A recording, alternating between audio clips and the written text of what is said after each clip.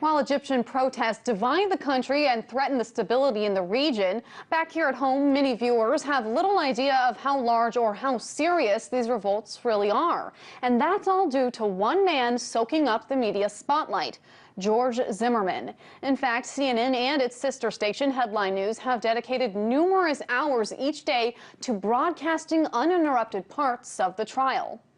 The jury must decide if Zimmerman is guilty of murdering 17-year-old Trayvon Martin or if he was acting in self-defense. A rare moment of emotion from George Zimmerman in the courtroom, as this week's testimony could see more family on the stand. The mothers of George Zimmerman and Trayvon Martin testify. Still, Egypt's protests continue, but there was one decisive moment when CNN did focus on Egypt, when its reporters became the story. We're told.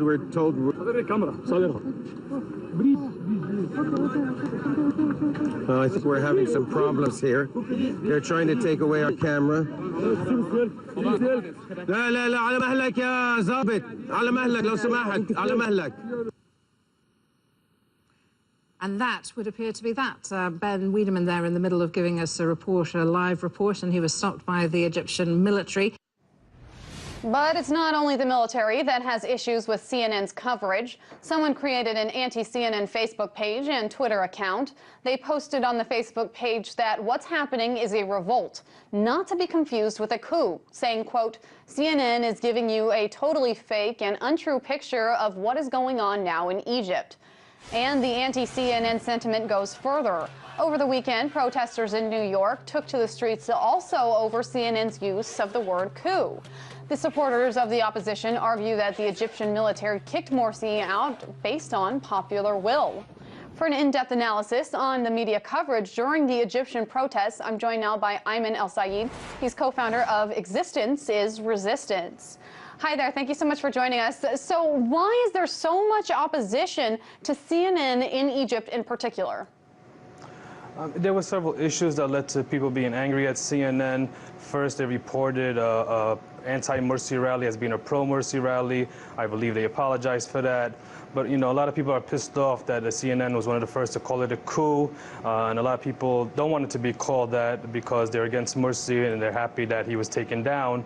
I mean, the way I feel about it is that I'm against Morsi and the Muslim Brotherhood, but at the same time, I don't trust the intentions of the military butting into the conflict, basically, and hijacking the revolution, in my opinion. But it has to go beyond the word coup, because we also saw other news stations using that word during the same kind of time when Morsi was being kicked out of power by the military. So can you talk a little bit further about what some possible reasons are?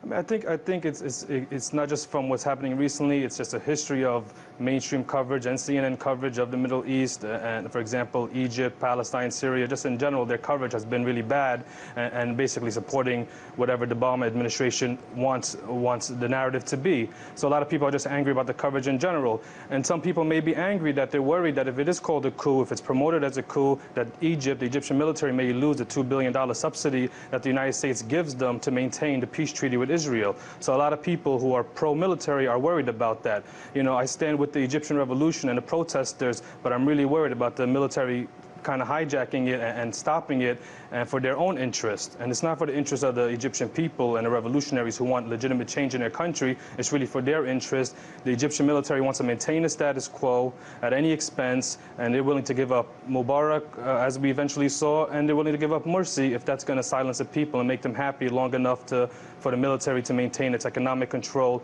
and control of the country, basically. They have the real say. So a lot of people at the protest did have good intentions. They were upset at the coverage. They were upset that CNN was out there. You know, I did see the video with Ben Wiedemann, who was interrupted by the military.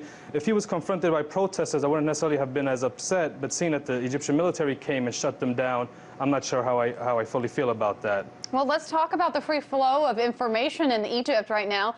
We've heard a number of stations say that they're being stifled or shut down altogether. So what is in your opinion, the current state of the free flow of information? I think that the Egyptian military, which has overall control of the country, wants to control the narrative and wants to control what is said about what's happening on the ground. I don't want to seem like I'm defending Morsi or the Muslim Brotherhood, because I do not. I supported the revolution against him and supported the overthrow of him by the people. But I feel that the military intervened for their own interest to stop the will of the revolution from going further than it could have been, than it should go. And that's demanding economic reforms, land reforms, open discussion on the border issue with Gaza. The military doesn't want to discuss that. They want the ultimate control, and they want to control the flow of information. That means shutting down news stations or whatever. That's what they're doing. That's what they're willing to do. To silence. Oftentimes when we see these kind of revolts, it's usually the media stations that are attacked first. But let's go back to CNN and talk about some domestic CNN, because obviously you're in New York, versus CNN International. Obviously, domestically, as I had mentioned, we're seeing a wall-to-wall coverage of the George Zimmerman case and other kind of things like this. So can you talk about and describe international news models versus domestic news models? And are we getting trapped in this idea of infotainment? Exactly. I mean, to call CNN really a news station that provides news is really it's not real. It's not really a news channel. It's a sensationalist channel. They want to promote things that they think will get ratings. No matter how, they'll stoop very low just to get ratings. And they're covering this issue with the George Zimmerman case and Trayvon Martin, who was murdered by him. But they're doing it for the wrong reasons as well. It's all for ratings, not because they want to debate in the country about, let's say, race relations or about racial profiling or brutality or the crime that George Zimmerman did. They're doing it for the sensational coverage, for people to tune in, to see what's going on. They say, but when it comes to the international coverage that they present to other countries, they might have a little bit, slightly, more news, let's say, but at the same time, they follow the narrative of the Obama administration and beforehand the Bush administration. And that is whatever their interest in the Middle East is, whatever our Israeli interest, CNN is going to promote those interests, unfortunately. When it comes to the bottom line, even the media is subject to trying to find that financial security in order to secure both their jobs and their content. I'm Manel Saeed, co-founder of the Existence is Resistance group. Thank you so much. Thank you.